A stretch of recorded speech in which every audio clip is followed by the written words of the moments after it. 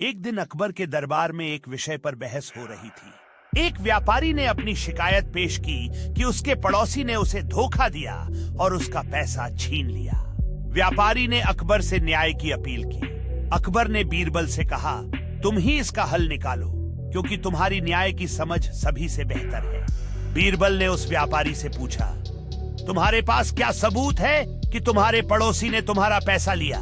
व्यापारी बोला, मेरे पास कोई ठोस सबूत नहीं है, लेकिन मैं जानता हूं कि उसने ही मेरा पैसा लिया है। बीरबल मुस्कुराए और कहा, ठीक है, तुम दोनों कल दरबार में आकर अपना अपना पक्ष रखें, मैं तुम्हारी मदद करूंगा। अगले दिन व्यापारी और उसके पड़ोसी दरबार में आए।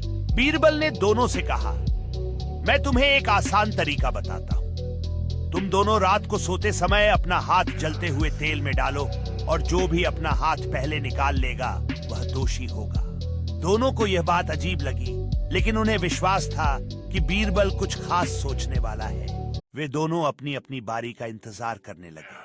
व्यापारी ने सोचा कि अगर वह जल्दी अपना हाथ निकालेगा तो पड़ोसी को पकड़ा जा सकेगा, लेकिन पड़ोसी ने जल्दी से हाथ निकालने की बजाय धीमे धीमे किया और पूरी रात सोते हुए बीरबल के आदेश का पालन किया।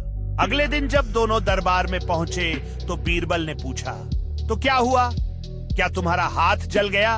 व्यापारी बोला, मेरे हाथ में जलन नहीं हुई, मैंने अपनी सतर्कता से सब कुछ किया। बीरबल मुस्कुराए और बोले, तो इसका मतलब यह है कि तुमने जानबूझकर झूठ बोला था, क्योंकि जिस इंसान ने सचमुच कुछ गलत किया होता वह उस जलते हुए तेल से डरकर हाथ नहीं डालता।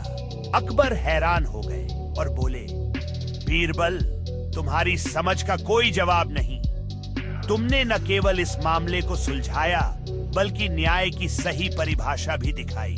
व्यापारी को समझ आ गया कि उसने बेबुनियाद आरोप लगाया था और उसे अपनी गलती का एहसास हुआ।